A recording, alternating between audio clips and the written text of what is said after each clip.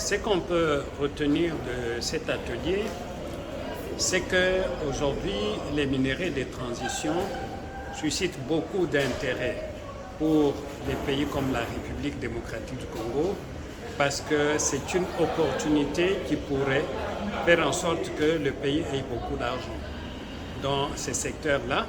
En même temps aussi pour les niveaux internationaux, parce que vous savez qu'il y a beaucoup de programmes aujourd'hui à l'international qui nécessitent les minéraux de transition. Et nous, en tant qu'organisation de la société civile, nous avons pensé qu'il était important de réfléchir aujourd'hui aux défis et opportunités et priorités que ces minéraux de transition offrent à notre pays pour voir comment nous, en tant que citoyens, nous pouvons aussi apporter notre contribution pour que ces minéraux profitent effectivement au pays et particulièrement aux communautés qui sont affectées par les activités des industries minières. Quels sont des problèmes ou des défis que vous avez relevés au cours de cet atelier pour que ces minéraux profitent vraiment à la population congolaise? Nous avons identifié plusieurs défis, mais je vais mentionner ici quelques-uns. Le premier, c'est que dans ce secteur, c'est vrai que le gouvernement a pris un décret qui définit en fait quels sont les minéraux stratégiques pour la République démocratique du Congo. Mais vous allez vous rendre compte que dans ce décret, il n'y a pas une vision ou une politique nationale pour ce qui concerne les minéraux de transition, comme aussi les minéraux stratégiques définis par notre gouvernement.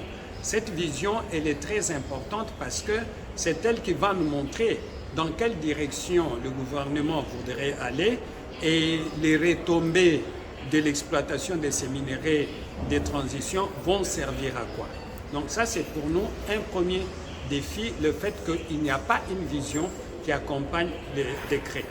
Le deuxième défi, c'est en ce qui concerne l'environnement. Nous ne devons pas oublier que l'exploitation des minéraux de transition va avoir de l'impact sur, n'est-ce pas, les pays en développement comme la République démocratique du Congo. C'est vrai que nous voulons quitter des minéraux sales, des ressources fossiles, vers les ressources propres. Cette propriété ne doit pas être seulement pour les Européens, pour les Occidentaux. Il faut que cette exploitation soit aussi propre pour nous dans les pays où cette exploitation se fait. Donc les questions environnementales constituent aussi pour nous un grand défi qu'il faut prendre en compte de manière globale. Qu'est-ce que vous recommandez? Parce qu'on a constaté que plusieurs entreprises ne produisent pas localement, ils exploitent et ils vivent ailleurs. Et on a constaté aussi que par rapport à ça, la population ne se retrouve pas. Quelle sera votre proposition par rapport à cette question? En fait, il faut dire que sur les deux défis dont j'ai parlé, il faut ajouter aussi la corruption, qui est un grand défi. Et notre recommandation par rapport à toutes ces questions, la première, c'est qu'il faut que tous les contrats qui vont porter sur les minéraux de transition soient rendus publics et qu'ils soient accessibles aux citoyens.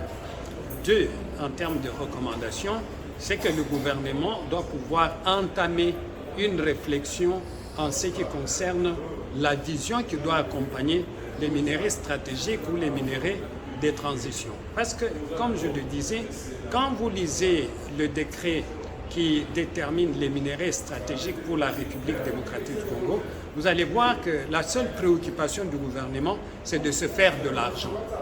Se faire de l'argent ne peut pas être une vision unique pour les minéraux aussi stratégiques. Et la dernière chose, il faut que des mesures soient prises pour lutter de manière effective contre les cas de corruption qui gangrènent déjà les systèmes que nous avons aujourd'hui et qui pourraient gangréner davantage l'exploitation des minéraux des transitions vers lesquelles tout le monde court. Merci.